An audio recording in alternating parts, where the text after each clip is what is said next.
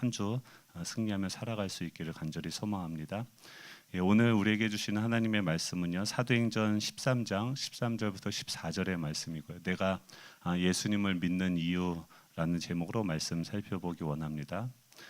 사도행전 13장 13절에서 14절 말씀 우리 한 목소리로 같이 읽도록 하겠습니다. 바울과 및 동행하는 사람들이 바보에서 배 타고 밤빌리아에 있는 버가로 이르니 요한은 그들에게서 떠나 예루살렘으로 돌아가고 그들은 버가에서 더 나아가 비시디아 안디옥에 이르러 안식일에 회당에 들어가 앉으니라. 아멘. 우리 좌우에 계신 분들과 이렇게 인사하면 좋겠습니다. 은혜가 이깁니다.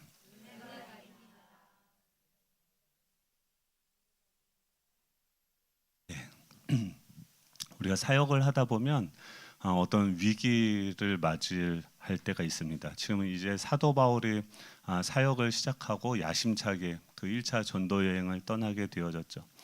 이 전도 여행을 떠날 때 지금 13절을 보면 한 절이지만 이 바보에서 그 지난주에 그 지도를 한번 보여주시면은 그 섬이었었죠. 구브로 섬에서 요거 말고 지도를 보여주시면 구브로 섬에서 배를 타고 쭉 올라가면 버가라는 지역이 있죠. 그러니까 버가에서 이제 비시디아 안디옥 그 위쪽에 이렇게 쭉 있잖아요. 근데 우리가 보기에는 그냥 이제 버가에서 근데 전에는 그 구브로 섬에 가서 복음을 전하고 또 여기저기 회당을 다니면서 말씀을 전했는데 지금 이 버가에서 바로 이 안디옥까지 가게 되어지는 그런 상황입니다. 이 지도를 한번 머리에 보시고 지금 이 버가에서 비시디아 안디옥으로 넘어가는 과정에서 이 사도 바울은요 모든 것을 다 포기하고 싶을 정도의 큰 엄청난 위기를 경험하게 되어집니다.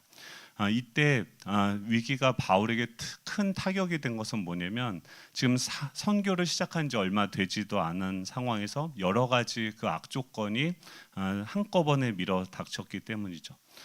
그 위기가 뭐냐면 지금 버가에서 비시디아 안디옥까지의 거리가 한 200km 정도 되어지는데 그 사이가 뭐가 있냐면 지금 그 위쪽으로 쭉 올라가서 지금 사진 그림으로는 그냥 평지지만 그 사이에 이 타우루스라고 하는 산맥이 있습니다. 그러니까 이 산맥의 최고 높이가 3,300m이고 평균 고도가 1,100m입니다. 그러니까 지금 그 안디옥까지 가려고 하면 이 버가에서 안디옥까지 가려면은 아주 높은 지금은 이렇게 평평하지만 그 이렇게 일직선으로 된 곳이 굉장히 높은 그 산맥 아까 사진을 보여주시면 이게 타울루스 산맥입니다. 이 산을 지금 바울이 넘어가야 되는 거예요. 그러니까 이제 선교를 버가에서 안디옥으로 가려면 이 산맥을 넘어가야 되고 다음 거 사진도 보여주시면 이렇게 깊은 높은 그런 산입니다. 이거를 쌍봉산이 몇 킬로죠? 이거 도는데 근데 그것도 지금 그 계단 올라가는 것도 헥헥거리는데 이 산길을 거의 200km를 가야지 지금 그 다음 장소로 건너가게 되어지는 거죠. 근데 그 당시는 어떻습니까?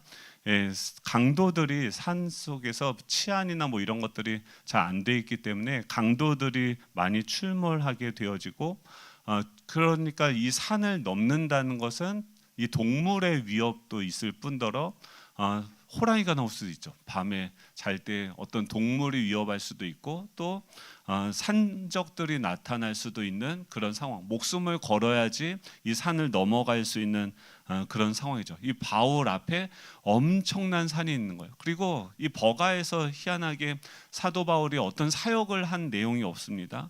학자들이 뭐라고 연구 결과로 얘기하면 풍토병에 걸려서 고열에 시달렸을 거다. 지금 이 바울이 그 1차 전도 여행을 하면서 갈라디아서를 씁니다. 이 갈라디아서를 쓸 때 사도 바울이 그곳에서 굉장히 아팠었다라고 이야기합니다. 그래서 이 버가라는 지역에서 사역도 하지 못하고 지금 사역을 앞으로 계속해서 나아가려면 커다란 산맥을 넘어가야 되는데 지금 그 사도 바울은 어떤 상황이냐면은 몸이 아프고 매우 몹시 몸이 체력적으로 쇠약해짐을 경험하게 되어집니다. 그리고 그 어려운 상황에 이 13절에 보면은 바보에서 배 타고 밤빌리아에 있는 버가에 이르니, 버가 이제 그려지죠. 거기서 요한은 그들에게서 떠나 예루살렘으로 돌아갔다라고 이야기합니다. 지금 엄청나게 그 높은 산이 있고 거기서 지금 바울은 풍토병에 걸려서 죽다 살아나고, 이때 바울이 앓은 풍토병으로 몇 가지 큰 병을 얻게 된다고 합니다. 그래서 지독한 안질 때문에 글을 거의 읽거나 쓰지 못하게 돼서 이 사도 바울은 대부분 이제 편지를 어떻게 쓰냐면 불러주면 옆에 있는 사람이 대피라는, 그리고 마지막 인사말 정도만 바울이 친필로 이렇게 서명하는 방식으로 서신을 쓰게 되어지고, 또 여러 그 고린도후서 12장 7절에 보면 몸을 찌르는 가시와 같은 육체의 사단의 사자를 줬는데 이거를 학자들은 뇌전증이 아닌가, 간질이 아닌가라고 생각을 합니다. 그러니까 이런 이때 열병으로 인해서 뇌에도 문제가 생겨서 가끔가다 자신도 알지 못하게 쓰러지는 그런 일도 생기게 되고, 또 이 스데반 집사를 처형할 때만 해도 굉장히 위풍당당하고 건강한 몸으로 이 사도 바울이 누구보다도 건강에 자신이 있었는데, 지금 이제 본격적으로 복음을 전하려고 파송되어진 그 사역의 첫 출발지에서 지금 얻은 병으로 말미암아 사도 바울이 어떻게 됩니까? 몸이 쇠약해지는 거죠. 그러니까 늘 크고 작은 병에 시달리게 되는 병약한 자가 되어지는 거죠. 만약에 여러분 뭐 몸이 아파 보셨죠? 힘이 빠지고 열병이 나서 그거를 이제 한 일주일 정도 병원에 누워 있다가 나오면요, 근육이랑 힘이 다 빠져서 요 계단 조금 올라가는 것도 땀이 나고 힘들게 되어집니다. 지금 사도 바울이 내가 이제 주님을 위해서 이 복음을 전하고 이 선교 사역을 감당해야지 하고선 지금 야심차게 출발한 그 여행에서 병을 얻고 그로 인해서 온몸이 쇠약하게 되어졌다는 거죠. 근데도 여전히 그 앞에 있는 산은 여전히 있고 그 산은 전보다 훨씬 더 커 보이고 불가능한 것처럼 보여지게 되겠죠. 그리고 이 일에 대해서 3번이나 기도를 했는데 하나님께서 어떻게 합니까? 그 병을 치료해 주지도 않고 내 은혜가 너에게 족하다, 하나님께서 이렇게 응답하셨다라고 하는 거죠. 그런 상황이면 지금 이 마가 요한은 어떻게 됩니까? 지금 이 아프고 힘든 바울을 옆에서 좀 도와주고 같이 힘을 내서 이 산을 넘어가도 모자랄 판에 지금 이 마가 요한은 거기서 선교의 대열에서 이탈해서 향수병이 걸려서 예루살렘으로 돌아가게 되어집니다. 인간적으로 보면 이해가 가는 거죠. 지금 그만큼 이 산을 올라간다는 것은 위험한 일이었고 그 높은 산맥을 넘는다는 것은 굉장히 힘든 일이었습니다. 이 마가 요한은요, 아마도 부잣집 도련님이었던 것 같아요. 그러니까 사도행전 12장에서 보면 베드로가 옥에 갇혔을 때 어디서 기도합니까? 이 마가 요한의 어머니 마리아의 집. 근데 그 집에 뭐가 있냐면 대문이 있었다라고 얘기해요. 그러니까 대문이 있는, 또 나중에 이 마가의 다락방도 지금 누구네 집입니까? 지금 이 마가 요한의 집이 다락방에 120명이 들어갈 정도의 규모가 되는 부잣집 도련님이었다라고 하는 것이죠. 그런 부자로 좋은 집에 살던 이 마가 요한이 힘든 여정을 눈앞에 두고 향수병에 걸려서 돌아가는 것을 경험하게 되죠. 이런 상황들, 그러니까 지금 커다란 앞에 장애물이 있고 그것을 내가 통과하고 돌파해야 되는데, 그러면 하나님은 어떻게 해야 됩니까? 우리한테 더 그 산을 뛰어넘을 수 있는 체력을 주시고 돕는 사람을 허락해 주셔야 되는데, 항상 보면은 오히려 힘이 빠지고 또 도울 수 있는 사람들이 하나도 없는 상황 가운데 우리를 몰아낸다라고 하는 것이죠. 이랬을 때 이 세상은 이런 위기를 맞이했을 때 어떻게 이것을 극복하라고 이야기합니까? 지금 우리나라에서 대부분 많은 사람들이 이런 고난과 위기를 넘어서기 위해서 취하는 방법과 그 태도가 무엇이냐면 학습이라고 하는 것입니다. 이 개인의 역량을 강화. 어떤 그 유튜버가 이분이 계속 이 학습자 러너로서 이 어떻게 자신이 지금 그 지위에 올라왔는지 유튜브를 보시면 다 그런 내용들입니다.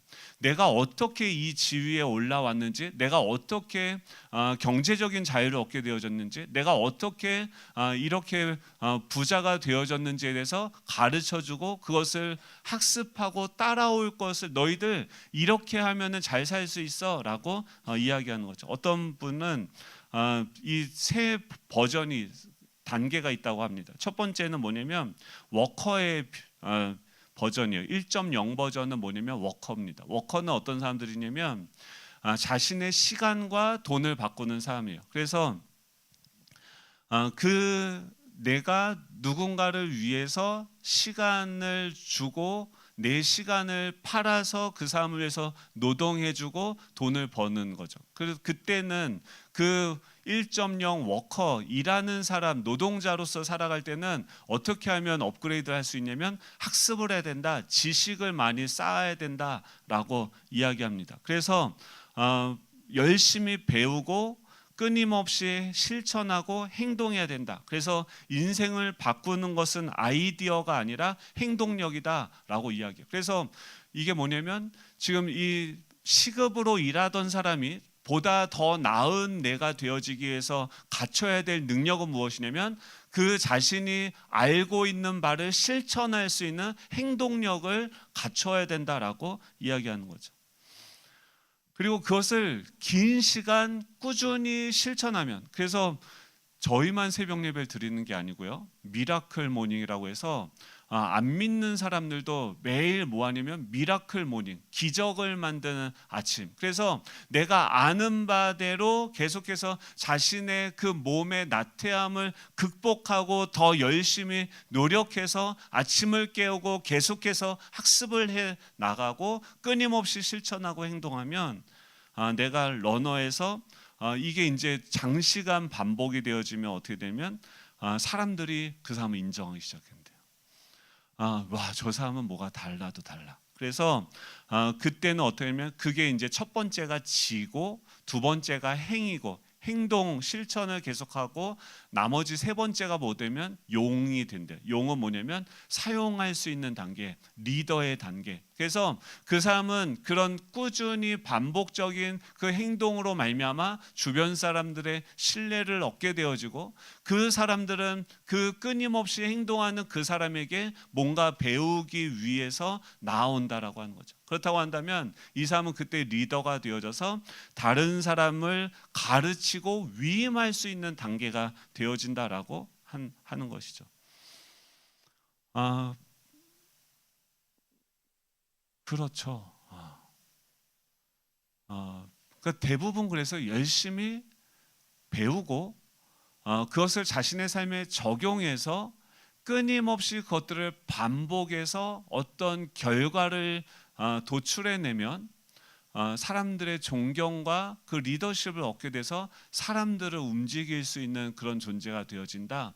이게 지금 세상 사람들이 성공을 위해서 어떤 자신 앞에 있는 그 위기들을 넘어서는 방법이다라고 제시를 하는 거죠. 근데 이 성경에 보면요, 하나님은 오히려 어떻게 하시냐면 근데 이런 것들 다 할 수 있는 전제가 뭡니까? 건강해야죠. 건강해야 되고 어떤 자신의 그 의지를 뛰어넘는 어떤 강력한 뭔가 동기부여가 계속 있어야 되고 이걸 해야 되는데 바울 같은 경우는 오히려 어떻게 합니까? 지금 만약에 그런 상황이면 이 바울이 날마다 반복해서 어떤 행동들을 하게 되고 하나님은 강인한 체력을 주고 돕는 사람들을 더 붙여줘야 되는데 지금 바울은 어떻게 합니까? 오히려 질병을 얻고 하나님은 오히려 내 은혜가 너에게 족하다라고 하면서 힘이 빠지고 맨날 잔병 치레하는데 그걸 냅둔단 말이죠.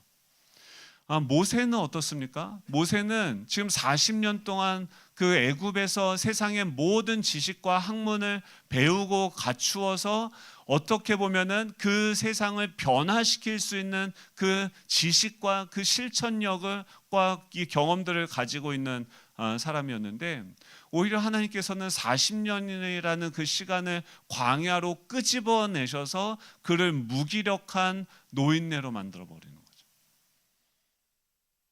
자기 자신에 대해서도 실망하고 이제 사람들도 나를 기억하지 않을 거다라고 생각하는 모든 힘이 다 빠져버린 상황 가운데 이 바울을 모세를 인도한다라고 하는 것입니다. 만약에요, 아까 그 유튜버의 말대로 매일 그렇게 책을 끊임없이 읽고, 그래서 그 사람은요 기획자예요. 그래서 기획을 하기 위해서 계속 자기가 멘토되는 어떤 일본인 기획자가 있는데 일본에 1년에 5번씩 가면서, 왜 요즘에 사람들이 일본을 연구하냐면 장기 침체 단계로, 우리나라 경기가 장기 침체로 들어가게 되어졌는데, 그럼 이 장기 침체가 지속되어지는 이 환경 속에서 어떻게 생존의 길을 모색할 것인지를 고민하기 위해서 먼저 그 장기 침체에 들어간 그 일본에 가서 그것을 연구하고 살 길을 찾고 있는 거죠. 그래서 그 사람도 계속 거기 가서 끊임없이 가서 찾고 유튜브에서 계속해서 우리한테 어떻게 하면 살아날 수 있다라고 계속해서 끊임없이 얘기하고 있는데, 정말 그것이 10년 뒤에 아직도 30 몇 살밖에 안 됐거든요. 근데 사람들은 그것을 바라보면서 듣고 계속해서 가는 거죠. 근데요, 언제까지 이걸 할 수 있을까요? 사람들이요, 이 한계에 다다르게 됐을 때 우리는요, 기본 전제가 뭐냐면 더 나은, 지금보다 더 나은 존재가 되고 싶어하는 그런 욕구들이 우리 안에 있는 거죠. 그래서 그 세상 사람들은 그 내가 지금보다 더 나은 존재, 지금 내가 2발 딛고 있는 것보다 더 나은 곳에서 살고 싶어하고, 지금 내 상태보다 더 나은 상태로 변화되어지고 싶어하고, 지금보다 더 나은 삶을 내가 소유하고 싶어서 뭔가를 계속해서 학습하고 있는 것이죠. 그래서 세상은 뭐라고 하면 너가 이렇게 해야지 살 수 있다라고 우리에게 방법을 가르쳐 줍니다. 힌두교에서는 우리가 더 나은 삶을 살기 위해서 명상이나 또 어떤 고행을 통해서, 불교는 고행을 통해서 자비를 행하고 불같은 그 욕망을 끄고 제거하면서 무아의 상태, 내가 없어지는 그 상태를 경험해야지 우리의 삶이 더 나아질 수 있다. 힌두교에서는 요가나 명상 같은 것들을 통해서 신과 이 요가 모든 동작이 신과 연합해져서 내가 신이 되어지는 그 동작들, 그를 경배하는 그런 동작들인데, 그 신과 내가 온전히 합일에 이루어졌을 때 우리는 더 나은 존재가 되어질 수 있다. 이슬람은 인샬라죠. 알라의 뜻을 이루면은 내가 더 나은 곳으로 갈 수 있다. 다 뭐냐면 핵심은 결국 뭐냐면 너가 이렇게 해야 된다. 구원의 방법을 알려주고 참선을 하고 요가를 하고 신의 전쟁에 참여해서 업적을 쌓게 되어지면 너는 더 나은 너가 되어질 수 있을 것이다 라고 이야기합니다. 이 말은 뭐냐면 너의 구원은 너의 열심과 너의 노력과 너의 학습을 통해서 이룰 수 있다. 즉 구원은 너가 어떻게 하느냐에 달려있다라고 이야기하는 것이죠. 근데요, 진짜 그렇습니까? 그래서 우리가 힘든 거잖아요. 내가 여기서 좀 더 하면은 더 나아질 수 있을 것 같은데, 내가 여기서 좀 더 공부하면은 내가 더 나은 내가 되어질 수, 내가 여기서 좀 더 뭔가를 배우면 더 좋은 집을 사고 더 좋은 상태로 내가 좋은 삶을 살 수 있을 것 같은데라는 그 생각이 계속해서 우리를 지금 힘들게 하는 거 아닙니까? 그리고 그렇게 공부를 잘하고 많이 알고 그랬던 유튜버들이요, 어느 순간에 사라져요. 왜 사라지냐면 공황장애가 오고 뭐가 아프고 힘들어져요. 앞에서는 모든 것을 다 아는 것처럼 이렇게 얘기하면서 가르치다가 어느 순간에 사라지게 됩니다. 그리고 결국 어떻게 됩니까? 죽겠죠. 석가도 죽었고 알라 이 누굽니까? 힌두교 그 모든 사람들 얘기했던 사람들은 결국 죽게 되어진. 성경에서 말하는 우리의 상태는 뭡니까? 지금 다 여기서 너가 구원은 너에게 달려 있어. 너가 최선을 다하고 열심히 배우고 열심히 노력하면 너의 구원을 이룰 수 있어라고 이야기하는데 성경에서는 전혀 다른 이야기를 하고 있죠. 예레미야서 17장 9절에 보면 만물보다 거짓되고 심히 부패한 것은 마음이라 누가 능히 이를 알리오마는 이라고 얘기해요. 지금 우리가 고쳐 쓸 수 없을 정도로 완전 패급 상태가 되어졌다는 거예요. 우리의 생각과 마음이 완전히 거짓되고 만물보다 거짓되고 심히 부패해졌다. 지금 성경에서는요, 우리의 상태에 대해서 희망이 없고 소망이 없고 너가 더 뭔가를 열심히 해서 얻을 수 있기는커녕 아무것도 할 수 없다라고 얘기해요. 제가 그런가 생각해 봤어요. 제가 지금 계속 사람들한테 뭐라고 하냐면 운동할 겁니다. 살 뺄 겁니다. 얘기하거든요. 와, 어저께 몸무게가 또 100kg가 됐어요. 한 3kg 뺐었는데 와, 운동 진짜 낙심이 되더라고요. 그러면서 계속해서 아내가 없는 이 기회를 틈타서 내 안에서 계속 떠오르는 생각은 뭐냐면 햄버거 집이 새로 생겼어요. 조함에. 그래서 와, 그거를 가서 먹고 싶은데 혼자 가긴 귀찮고 애들을 꼬시는데 애들은 싫다는 거예요. 배신감. 와. 근데 그러니까 이런 거 아닙니까? 우리가 뭔가를 하려고 그래요. 살을 3kg 빼려고 하는데 보통 남성들 지금 검사하면 다 뭡니까? 지방간이죠. 지방간이고 뭐 당뇨고. 그래서 당뇨 고치려면 어떻게 합니까? 음식 조절해야 되고 지방간이면은 뭐 해야 되고 먹지 말아야 되고 먹지 말아야 되고 그러면은 또 먹지 말라고 하면 또 왜 이렇게 먹고 싶습니까?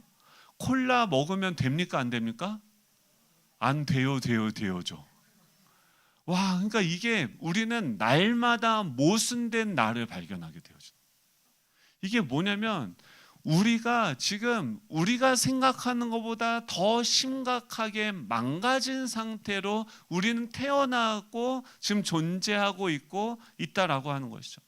원래 하나님께서 우리를 창조하실 때 어떻게 창조하시냐면 말씀으로 창조했어요. 보세요. 흙이 하나님 말씀하시면 그 흙이 뭉쳐져서 인간이라는 그 형상, 껍데기를 만들게 되고 그 형상 안에다가 하나님 뭘 집어넣냐면 하나님의 생기를 불어넣으니까 이게 살아있는 존재가 되어집니다. 마치 이 우리 육체는 뭐냐면 장갑 같아요. 이 장갑에 손을 집어넣어야지 이 장갑이 움직여지는 것처럼 지금 이 껍데기 안에 뭐가 들어와야 되면 우리를 창조하시고 이 모든 만물을 만드신 그 하나님의 말씀이 우리 안에 들어와서 그것이 운동력 있고 움직여야지 우리가 살아있는 존재가 되어지는데 어떻게 합니까? 근데 우리는 뭘 선택했습니까? 그 하나님의 말씀이 아닌 그 사단의 말을 선택하게 되어지고 이 하나님이 말씀으로부터 우리가 불순종하고 떠나게 되어졌죠. 그 상태가 뭐냐면 이 하나님의 말씀을 떠나 있는 상태가 우리가 영적으로 죽어 있는 상태다. 하나님과 단절되어 있는 상태다. 물고기를 물속에서 살도록 만들었는데 이 물고기가 물이 싫다고 이 하나님의 말씀대로, 그러니까 우리는 원래 어떤 존재냐면 에덴 동산에서 하나만 있어야 돼요. 하나님의 말씀이 내 안에서 계속해서 공급되고 역사하고 채워지고, 그래서 우리가 그 말씀을 들음으로 인해서 하나님이 너를 왜 만들었는지, 너를 통해서 하나님께서 꿈꾸시는 그 나라가 어떤 것인지, 또 너를 통해서 너가 내 아들이라는 것이 어떤 의미인지, 이 모든 만물을 다스리도록 내가 너에게 모든 것을 상속해 주실 것이다라고 하는 그 하나님의 말씀을 듣고, 이럴 때는 하나님은 어떻게 해야 됩니까? 저럴 때는 어떻게 해야 됩니까? 어떤 것이 하나님의 성품입니까? 계속해서 그 말씀인 생명나무를 붙잡고 그 붙잡은 그 말씀으로부터 그분의 성품과 그분의 삶의 방식과 그분의 사역의 방법들이 내 안에서 살아서 움직여야 되는 거죠. 이 껍데기인 장갑 속에 하나님이라는 살아있는 존재가 내 안에 들어와서 그분이 움직이는 대로 이 장갑이 움직여야지 살아있는 존재가 되어지는데, 지금 거기서부터 떠나 있는 상태라는 거예요. 빈 장갑 껍데기 하나가 있는데 그 껍데기 하나가 모든 것을, 뿌리가 잘려나간 꽃과 같은 상태. 맨날 우리 당신은 행복하십니까 하면 얘기하지 않습니까? 밑둥이 잘라져서 살아있는 것 같지만 결국 뭐 저 꽃은 며칠 갈까요? 물이 없으면 며칠 안 가겠죠. 근데 우리 인간은 어떻습니까? 날 때부터 우리 인간에게 가장 큰 문제는 뭐냐면 우리가 영적으로 죽었다라는 거죠. 그 우리를 살게 하신, 만드신 그 하나님의 말씀과 멀어졌고 그 말씀으로부터 끊어졌으며 이제는 나에게 주어진 점점 날마다 우리는 날 때부터 어떻게 되냐면 70년, 80년, 90년, 100년 동안 우리는 이 땅에서 살아가지만 점점 죽어가고 있는 것이 지금 우리가 가지고 있는 문제인 것이죠. 영적으로 죽어 있으니까 이 혼적으로 이 생각과 마음이 심히 부패하고 거짓된 마음과 생각, 계속해서 가만히 있어도요 부정적인 생각들, 죽을 것 같은 생각들, 그런 죽고 싶은 그런 마음들이 자연스럽게 내 안에서, 왜냐면 다 썩었어요. 부패했어요. 그 사망이 우리 가운데 우리 마음을 지배하고 다스리고 있어요. 거기서부터 나오는 그 생각을 따라서 행동하게 되어지니까, 그리고 우리 육체는 지금 어디를 향해서 가고 있습니까? 그 묘지를 향해서 우리 몸은, 육체는 지금 달려가고 있는 거죠. 지금 우리 상태는 죽어 있고 죽어가고 있는 상태, 고쳐서 쓸 수 있는 존재가 아니다라고 하는 거죠. 그런 상태에서 지금 아이들한테 뭘 가르치고 있는지를 한번 생각을 해봤어요.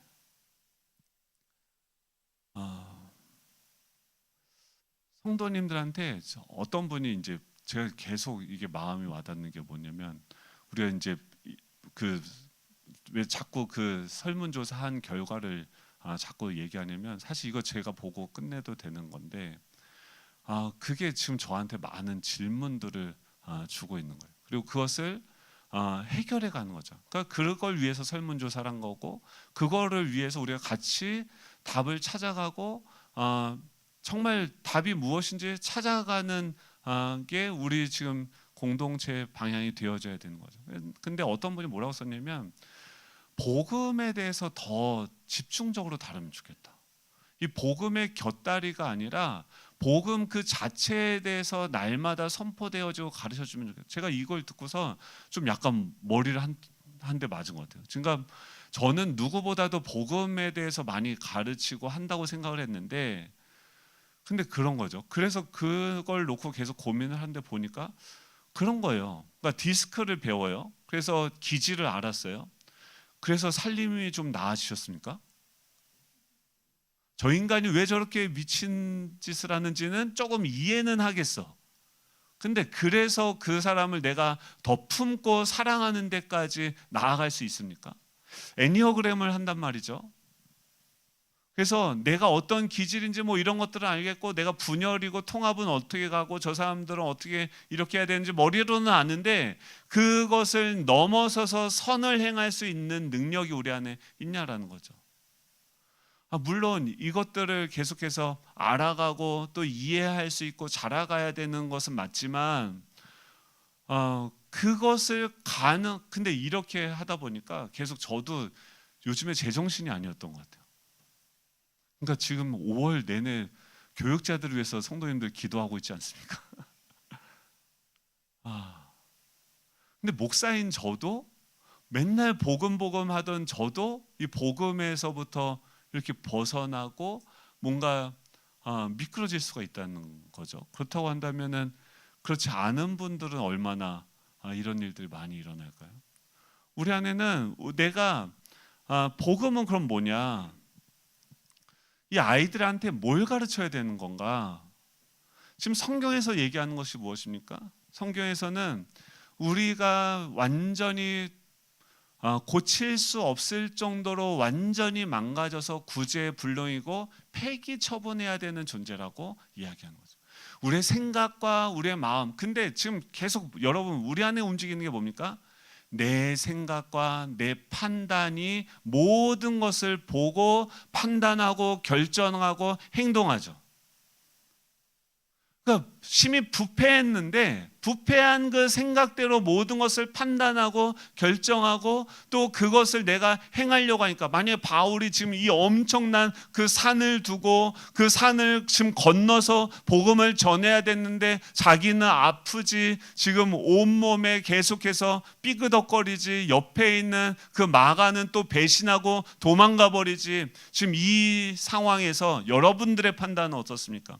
이 선교를 계속 해야 됩니까? 아니면 여기서 접고 후일을 도모하면서 다시 역량을 다 갖춰서 다시 이 전도 여행을 다시 와야 되는 것입니까? 우리 판단은 100이면 100. 지금 이 상황에서 어떻게 합니까? 빨리 접고 가서 치유하고 회복하는 일을 해야 된다. 내 몸의 상태를 극상태로 끌어올리는 일을 해야 된다라고 생각을 하겠죠. 근데 바울이요, 이 시간들을 통해서 뭘 깨닫냐면, 그러니까 바울의 이 사역에서 그 엄청난 이 산을 경험하고 이 장애물을 경험하고 나서 뭘 깨닫냐면 은혜를 깨달아요.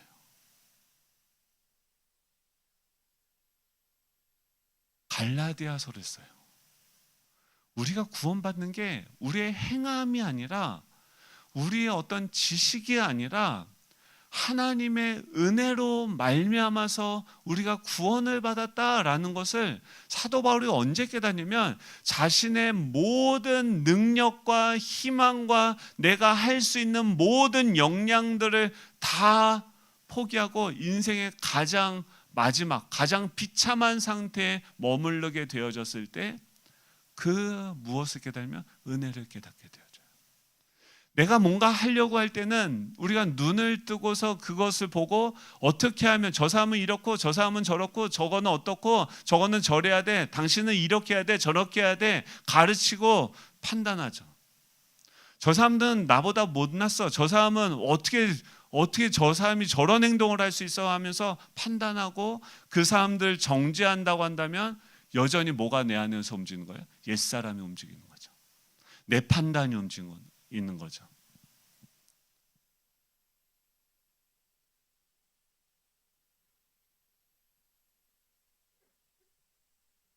근데 우리 옛사람은 어떻습니까? 사망의 지배를 받고 계속해서 사망을 만지고 계속해서 죽어가고 있는데 그 사망 안에 무슨 소망이 있어요?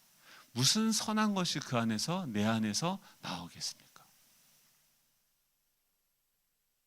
복음은 뭐냐면요, 복음은 뭐예요? 기쁜 소식이에요.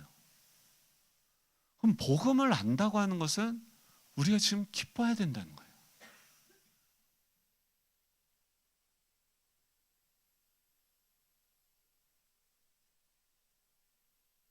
예수님이 이 성경에서 복음은 뭐냐면 그 사망의 종노릇하고 사망의 지배 가운데 태어날 때부터 거짓되어져 있고 부패되어져 있는 내 인생, 영적으로 죽어 있고 긍정적인 생각이라고는 하나도 나지 않는 이 부패한 심령 가운데 죽어 있는 나에게 누가 찾아오셨어요? 우리 외부에서 예수 그리스도가 우리 인생 가운데 찾아오셨다는 거예요. 기독교에서 구원은 나로부터 너 이런 것들을 이렇게 해야 돼, 저렇게 하면 너가 더 나은 내가 될 수 있어, 더 많이 공부하고 더 많이 준비되고 더 많이 학습하면 더 너가 나은 너가 되어질 수 있어라고 이야기하는 것이 아니라, 너 스스로 구원을 이루어가라고 말씀하시는 것이 아니라, 이미 2000년 전에 우리도 모르는 그때, 우리가 아직 존재하지도 않았을 그때에 예수 그리스도께서, 하나님께서 우리에게 주신 그 선물이 무엇인지를 알려주는데 이것이 복음이다라는 거예요. 하나님이요 이미 우리를 위해서 이 이사야서 9장 6절에 보면 전능한 한 아기가 우리에게서 태어났는데 그는 뭐냐면 어깨에는 정사를 메었고 그의 이름은 기묘자고 모사고 전능하신 하나님이고 영존하신 아버지 평강의 왕이래요. 왕이신 전능하신 그분이 아기로 우리와 똑같은 인간의 몸을 입고 이 땅 가운데 태어나셨다는 거예요. 죄가 하나도 없으신 그분에게 율법이 육신으로 말미암아 연약하여서 할 수 없는 그 일을 우리는 이 율법, 우리가 옳은 거 모릅니까? 어떻게 살아야 되는 거 모릅니까? 햄버거 안 먹고 어떻게 하면 저 살 빠지는 거 다 알아요. 운동하는 법 다 알아요. 근데 그걸 할 수가 없어요. 핑계인가?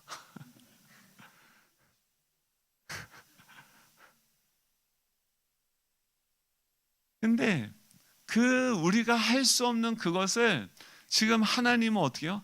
하신다는 거예요. 어떻게 해요? 아들에게 죄를 정하셔서 그 나의 죄, 우리 안에 있는 모든 우리를 망하고 죽게 만드는 그 죄의 모든 것들을 다 그 아들의 전능하신 하나님이신 영존하신 하나님이신 그 예수 그리스도 안에다가 모든 죄를 정하셔서 그가 십자가에 죽고 다시 살아나심으로 말미암아서 우리를 어떻게 하면 패급을 다시 고쳐 쓰는 것이 아니라 다시 그분 안에서 새롭게 태어나게 하신다는 거예요.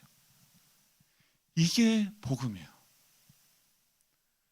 우리가 더 나은 내가 되어지는 것이 아니라 하나님이 우리를 완전히 새로운 존재로 다시 재창조하셨다는 거예요.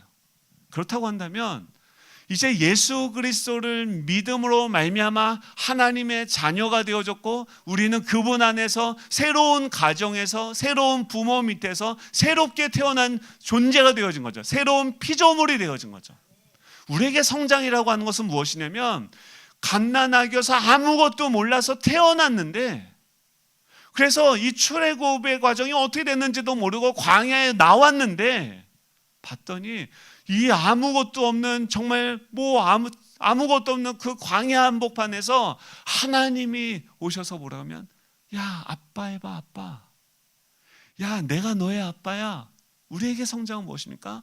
말마다 우리 안에 그 말씀이 다시금 그 하나님과 연합되어진 우리의 옛사람은 그분과 연합되어져서 완전히 죽었고 그분의 부활과 연합해서 완전히 새로운 피조물로 다시 태어난 우리에게 하나님이 오셔서 계속해서 말씀해 주시는 거예요. 내가 너의 아빠고 내가 이 모든 여러분 하나님의 자녀가 됐고 우리가 상속자가 되어졌으면 여러분 놀라지 마십시오. 이 모든 만물을 하나님께서 우리에게 상속해 주실 거예요. 그 집안에 새롭게 태어났다는 거예요. 우리가 어떤 열심과 노력으로 쟁취해가는 것이 아니라 하나님의 은혜로 말미암아 그리스도 안에서 다시 태어난 존재가 되어졌다는 거예요.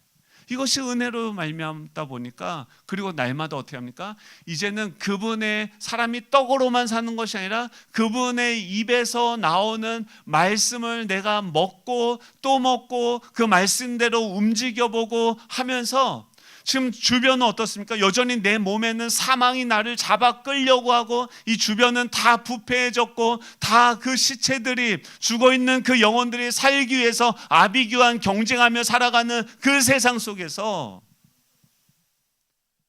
생명나무이신 예수 그리스도를 붙들고 말씀을 붙들고 그분을 믿는 믿음 안에서 믿음은 뭡니까? 여러분 이게 뭔지 아세요? 마이크죠? 믿으십니까? 이걸 마이크라고 믿으십니까? 그럼 마이크라고 예언한 게 이게 마이크다라고 깨달아지는 순간 우리는 어떻게 해요? 믿게 되어지는 거죠. 그러니까 하나님의 말씀을 통해서 계속해서 우리 안에 뭐가 되어지며 우리의 아버지가 어떤 분인지 날마다 그를 아는 지식에서 자라가는 거예요. 그게 우리를 자유케 하는 거예요. 그 하나님이 지금 이곳에 계시다는 것이 보여지는 거예요. 이 커다란 산이 있는데 내 육신의 눈으로 볼 때는 이 산은 내가 건너갈 수 없고 넘어갈 수 없고 내가 도저히 내 이 연약해진 몸뚱아리로 지금 이 동역자들이 지금 나를 배신하고 도망가는 그 상황에서 난 저 산을 넘어갈 수 없어가 결론이 되어지는 삶이었는데, 오히려 힘이 다 빠지고 없어지고 난 다음에 그곳에서 눈을 감고 믿음의 눈을 여니까 뭐가 보입니까? 그 산보다 크신 하나님이 우리 아버지신 거예요. 그분의 말씀이 우리 안에 계속해서 채워지면서 내 속사람이 강건해지고 자라가고 하나님이 하실 수 있는 그 일들을 내가 행하게 되어지는 것을 보게 되는 거예요. 내가 하는 게 아니라, 내가 주인이 아니라 내 인생을 하나님께서 붙들고 가시고, 와우, 내가 내 인생의 주인이 아니었어. 내가 내 인생을 책임지는 게 아니었어. 내 행위가 내 삶의 결론이 아니었어. 예수 그리스도가 내 인생을 지금 인도해 나가고, 나는 지쳐 쓰러져서 저 산을 넘어갈 수 없을 것 같은데도 내가 쓰러져 있는 그 순간에도 예수님은 나를 업고 안아서 그 산을 넘어가게 하시고 그 다음을 꿈꾸게 하시고 보게 하시는 그 주님의 은혜로 말미암아 살아가는 존재가 됐다는 거죠. 믿음은요, 우리가 뭐 상태가 좋았을 때 믿음이 있다가 안 좋으면 믿음이 없어졌다, 이것이 아니라 날마다 그 말씀을 깨달아, 이게 그냥 마이크인 것처럼, 아, 이게 하나님이구나, 하나님은 이런 분이시구나, 이런 것들을 날마다 아는 만큼 이 믿음이 자라가고 성장하게 되어지는 것이죠. 믿어야 할 내용을 확실히 알며 반사적으로 어떻게 되어집니까? 믿어지는 거죠.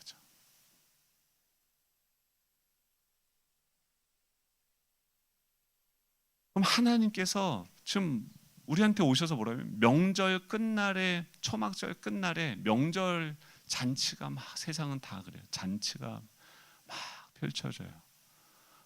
그래서 거기서 막 신나게, 여러분 세상 어떻습니까? 다 멀쩡한 척하고 유튜브 보세요. 다 자기가 제일 잘났고 잘 살고 행복한 것처럼 하면서 나한테 와서 배워야 된다라고 얘기하는데, 그 사람들이 그 잔치 파티가 마치고 집에 가서도 그럴까요? 그 어두운 방에 혼자 앉아서 또 그럴까요? 어쩌면 뭐 자산은 현금 자산이 100억이 있고 뭐 누구보다도 더 열심히 트레이너해서 몸이 진짜, 뭐 저도 건강한 몸이 제 안에 있긴 있습니다. 왕자가 있긴 있어요. 비록 지방이 많이 두껍게 가려서 그렇지. 근데 그런 것들이 다 드러난 그 건강한 몸을 가지고 있는 그 사람이 혼자서 집에 돌아가 그 밤에 혼자 있을 때 그의 마음은 어떨까요? 주님 뭐라고 얘기하냐면, 그 명절이 다 끝나고 잔치가 다 끝나갔는데 그 명절 끝날에 주님 뭐라고 하면, 나에게로 와서 목마른 자들아 다 나에게로 와서 나에게 마시라 라고 말씀하세요. 명절이 많으면요, 축제가 많으면요, 잔치가 있으면요, 하나님의 음성이 들려지지 않습니다. 내 안에 뭔가 내가 가능성을 가지고 내가 뭔가 할 수 있다라고 생각할 때는요, 지금 여기에 펼쳐져 있는 그 영적인 세계가 보여지지 않습니다. 언제 보여지냐면, 내 자신에게 실망하고 내가 아무것도 할 수 없는 존재구나, 그리고 그런 나를 위해서 예수 그리스도가 오셨고 지금 이곳에 계시구나, 그 눈을 감고 이곳에 계신 예수 그리스도가 보여질 때, 그분이 만왕의 왕이신데 그분이 우리 아빠라는 것이 인지되어지고 그것이 믿어질 때 뭐가 보입니까? 그 하나님의 나라가 보여지는 거예요.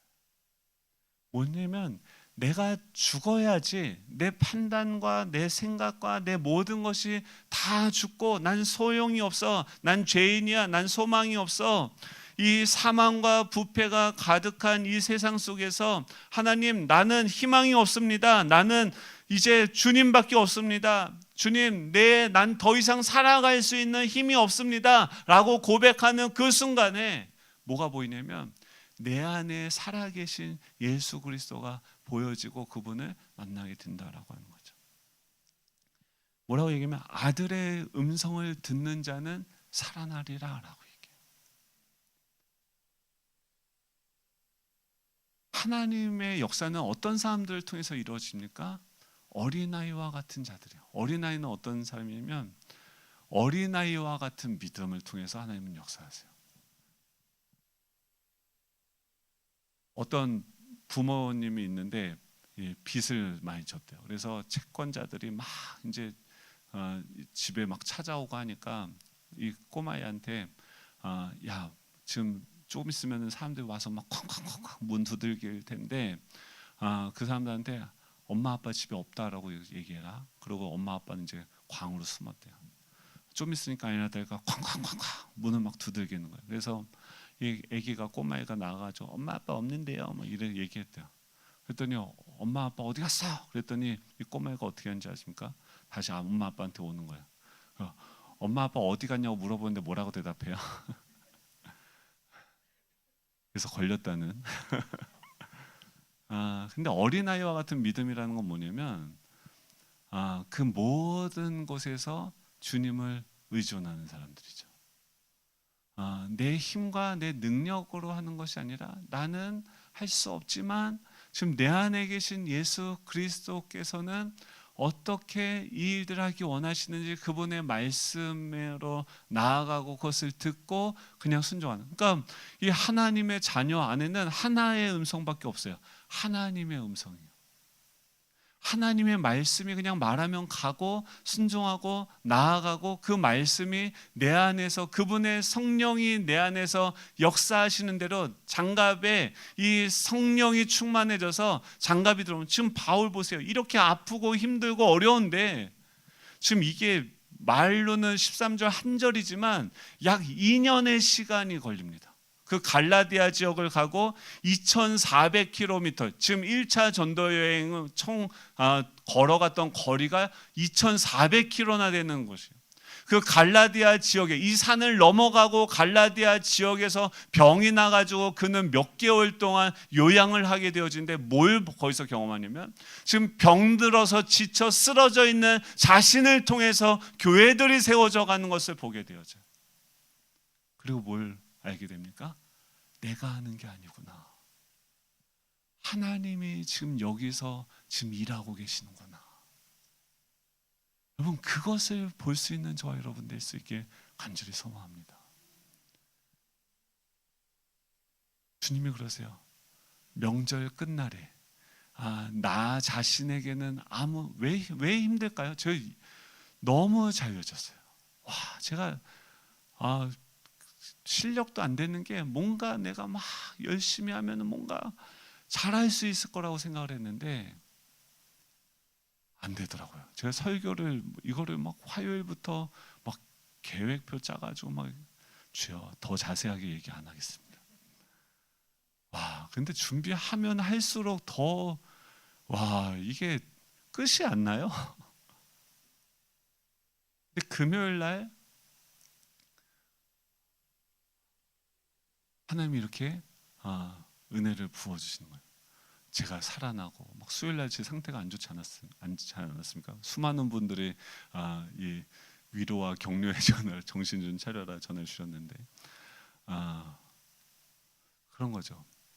여러분들 안에는 뭐가 움직이고 계십니까? 무엇으로 여러분들은 구원을 삼으려고 합니까? 우리 애들한테 보니까요. 애들한테 뭘 가르쳐야 될까요? 이 복음이죠. 복음이 있으면 뭐든지 할 수 있어요. 근데 우린 뭘 가르쳐요? 좋은 대학교에 가야지만 너가 원하는 것들을 제한적으로 할 수 있다라고 가르치죠. 거짓입니다. 예수님이 우리와 함께하고 계시고 그분과 동행하는 법들을 우리 아이들이 알면 모든 것을 다 할 수 있고 하나님의 도우심을 경험하는 자녀들이 되어지는 거죠. 여러분 이 복음을 전하고 가르칠 수 있는 우리 교회가 되길 간절히 소망합니다. 이 복음의 곁다리가 아니라, 그래서 다음 주부터 이 사도행전을 지금 잠깐 여기서 멈추고 이때 사도 바울이 갈라디아서를 쓰거든요.